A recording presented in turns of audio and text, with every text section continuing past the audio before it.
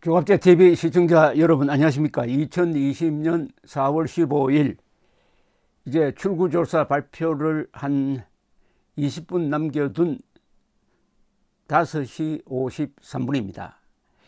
이번 총선의 후유증이 심각할 것으로 예상됩니다. 야당은 작년부터 연동형 비례제 선거법 개혁은 원천적 선거 부정이다라고 규탄을 했고, 울산지방경찰청이 울산시장 선거에 개입을 해가지고 청와대의 하명 수사를 했다. 청와대 사람들이 연루가 되었다. 13명이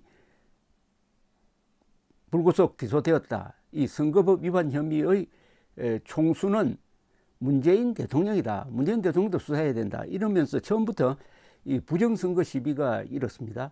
자, 그러면은 황교안 통합당 대표가 이 선거를 끝나고 어떤 태도를 취하느냐가 상당히 관심사입니다. 과거 박정희 정부 시절 같으면은 이런 부정선거 시비가 있으면은 선거 이후에 국회에 나가지 않고 국회 구성을 참여하지 않음으로써 상당 기간 갈등이 있었고 선거 부정에 대한 수사가 이루어지고 한 적이 있습니다. 이번 선거 부정은 과거의 선거 부정과 양상을 좀 달리합니다. 뭐 돈을 썼다든지 경찰이 노골적으로 개입을 해가지고 뭐 부정 투표, 부정 개표를 했다는 그런 차원이 아닌데 좀 더 심각한 양상입니다. 첫째, 제1야당의 동의 없이 통과된 선거법은 선수들의 합의 없이 게임의 룰을 바꾼 것과 마찬가지로 이것은 원천적 부정선거입니다. 한국의 어린 민주주의 역사에서도 처음이었습니다. 의석수 셈법이 하도 복잡하여 국민들도 모르는, 즉 관중이 모르는 규칙으로 깜깜이 게임을 시작한 것입니다. 그 다음에 사표 없이 민의를 정확히 반영함으로써 소수 정당을 육성한다는 연동형 비례제의 취지는 여당까지 나서가지고 미성정당을 만들므로써 선거판을 야바위판으로 만들어 희화화되고 말았습니다. 중앙 및 지역선거관리위원회가 야당 후보에게 불리하고 여당 후보에게 유리한 결정을 남발했습니다. 이 지역 선관위는 이수진 민주당 후보와 나경원 통합당 후보가 맞붙은 서울 동작을에서 여권 지지자들이 투표로 100년 친일 청산, 투표로 70년 적폐 청산이라고 적힌 현수막을 걸고 투표 참여 동료에 나선 것은 선관위가 허용한 반면에 민생 파탄 투표로 막아주세요, 거짓말 아웃, 투표가 답이다고 적힌 피켓을 드는 것은 허용하지 않았습니다. 이수진 후보를 연상시킨다. 거짓말 아웃은 이수진 후보를 연상시킨다는 아주 희한한 이유를 들어가지고 불허했습니다. 나중에 중앙선관위가 이 지역선관위의 결정을 뒤집었습니다. 그 다음에 자유한국당이 위성정당 명칭을 최초에 비례자유한국당으로 등록하려고 하자 선관위 사무처에서는 수용을 했는데 선관위원 전체 회의가 열려가지고 불가 판정을 내렸습니다.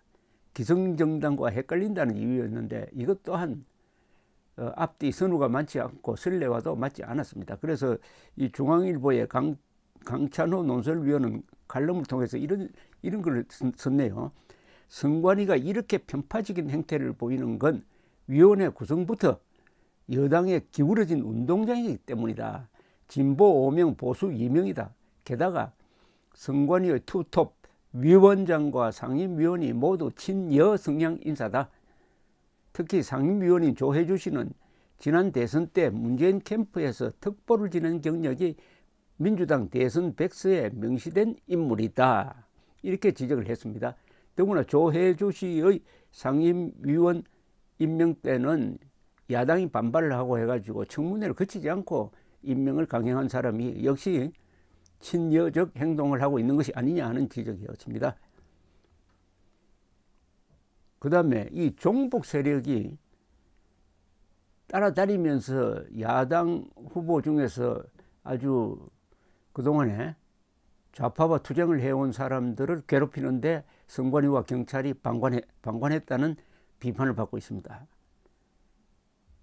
한편 문재인 탄핵운동을 주도해온 정광훈 목사가 도주와 증거인멸의 위험이 없고 중병인데도 선거법 위반 혐의로 무리하게 구속해서 재판에 넘겼고, 그리함으로써 개신교 중심의 애국운동을 탄압하고 기독자유통일당의 선거운동을 위축시켰다는 비판이 거세게 일어나고 있습니다.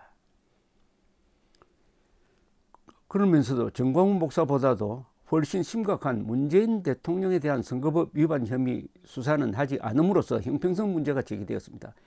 문재인 대통령은 울산시장 부정선거 개입 혐의를 받고 있습니다. 자기의 친구를 무리하게 울산시장에 당선시키기 위해서 경찰 등 국가기관을 동원했다 하는 유력한 혐의에 대해서는 수사도 하지 않고 정광훈 목사만 수사를 했다. 이것은 형평성에 맞지 않다는 이야기죠. 그 다음에 민주당이 울산시장 선거 불법 개입 혐의로 기소된 황운하 전 울산경찰청장을 공천한 것은 부정선거에 대한 죄의식 자체가 없다는 증거가 아닐까 생각합니다. 오늘 이런 기사가 나왔습니다. 서울광진구 선거관리위원회는 어제 더불어민주당 고민정 후보가 공직선거법상 선거운동을 할 수 없는 주민자치위원들의 지지 발언을 동의 없이 선거 공보물에 담아 배포했다면서 고 후보와 선거사무장 등 3명을 공직선거법 위반 혐의로 서울 동부지검에 수사 의뢰했다. 그런데 투표 하루 전에 왜 했느냐? 8일에 이미 지난 8일 미래통합당이 신고한 내용인데 선관위가 고발을 미루다가 투표 하루 전에 이런 조치를 취한 것은 면피용이고 결국은 고민정 후보를 편들기 위한 것이 아니냐, 이런 의혹이 제기되고 있습니다.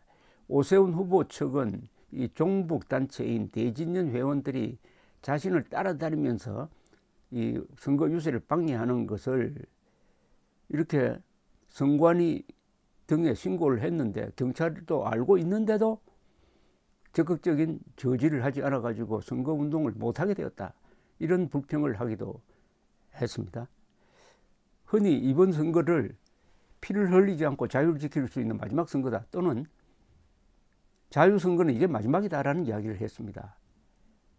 그 선거가 이렇게 중앙선관위가 공정하지 못한 선거관리를 함으로써 이런 일들이 벌어졌는데, 여기에 대해서 황교안 대표가 선거가 끝난 다음에 과연 결과에 승복할 것이냐 아니면 불복할 것이냐가 앞으로 전국의 방향에 큰 영향을 줄 것이라고 생각을 합니다.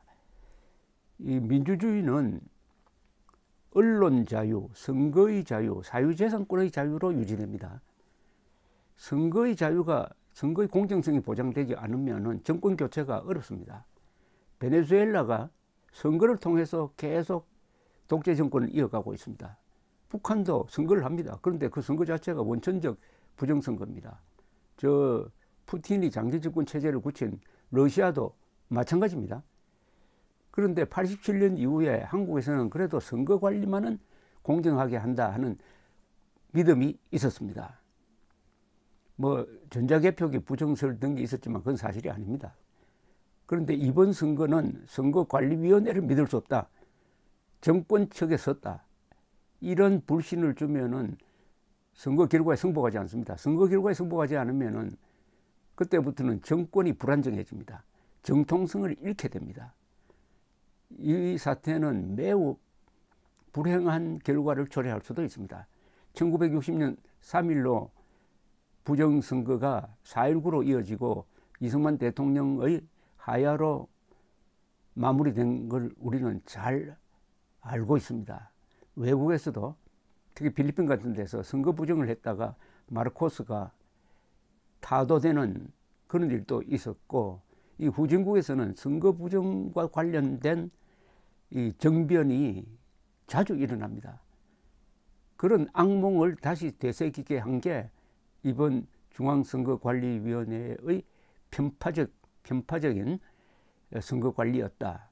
대한민국의 민주주의를 한참 후퇴시킨 선거관리를 했다, 이렇게 지적할 수가 있겠습니다. 감사합니다.